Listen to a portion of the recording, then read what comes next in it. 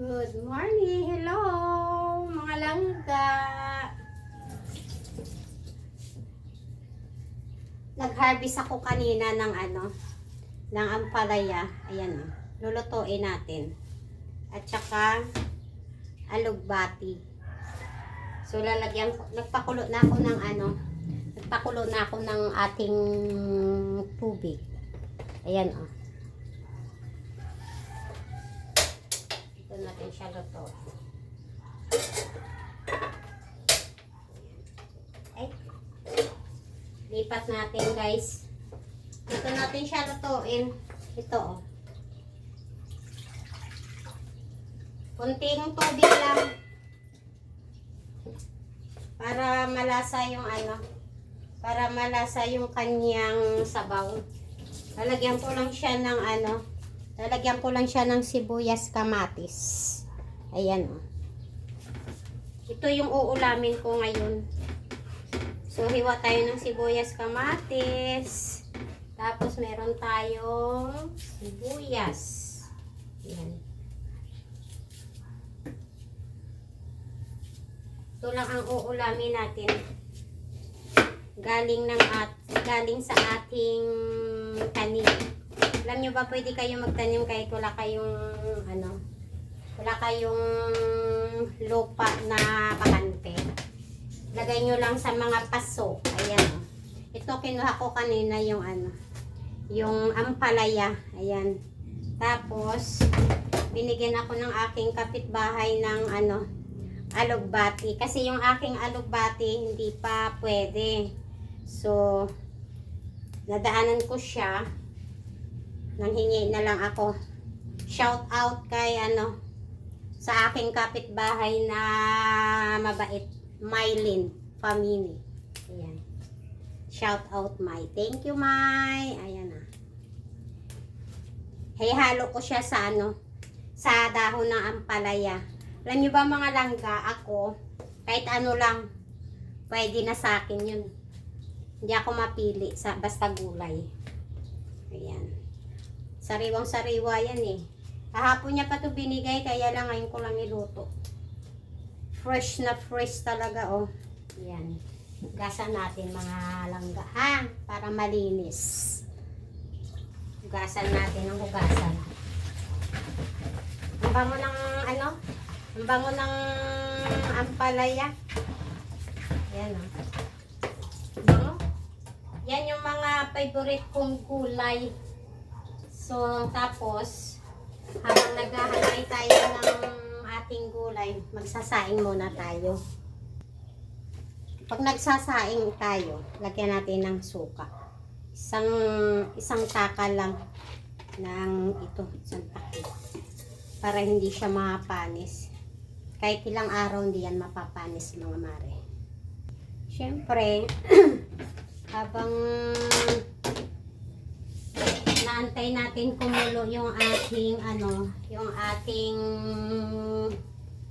pinakulo ang tubig. Maghuhugas muna ako para pagkaluto wala na tayo hugasan. Ayan. Diba? Ganyan ako pag nagluluto ako, mga Mars. Kasi ayaw ko ng maraming hugasan sa ating lababo. Naglaba lang nga pala ako, hindi ko na kayo sinama sa aking paglalaba. Kasi matagal. Saka linashing ko lang. Nakilaba ko dun sa anak ko.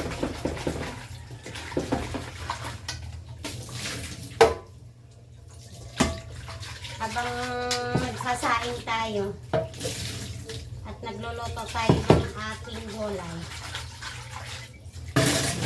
maghuhugas tayo para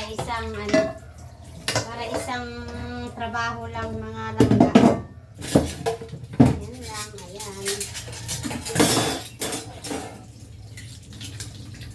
Ganyan ang buhay natin. Mga naiwanan ng asawa.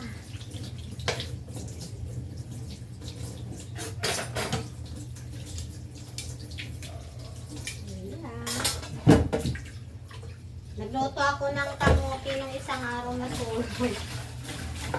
Pero hindi naman siya yung sunog na sunog, mga langga.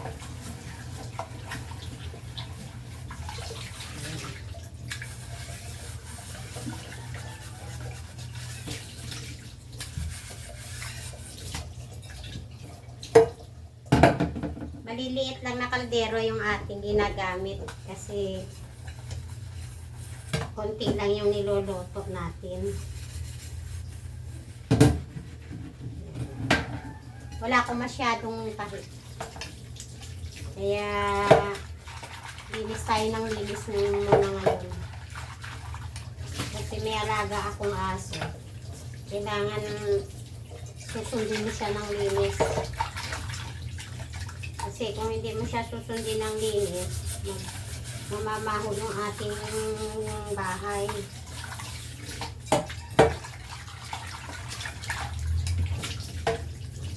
Ayan.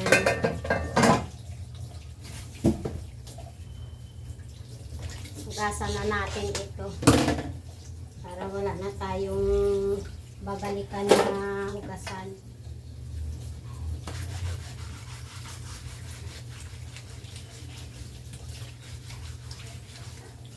Konti lang naman yung niluto ko ngayon kasi isa lang tayo. Pag magluto tayo ng marami, mapapanis lang din. So tama na yung pakunti-kunti lang, mga mare. O, diba? Kumukulo na yung kumukulo na yung ating pinainit na sabaw. Ayan, pakita ko sa inyo. Yan. Yan. Alam nyo ba, meron akong stand. Binigay to ng kapitbahay ko. Kasi naawa siya, wala akong stand ng aking pag nag-video-video ako.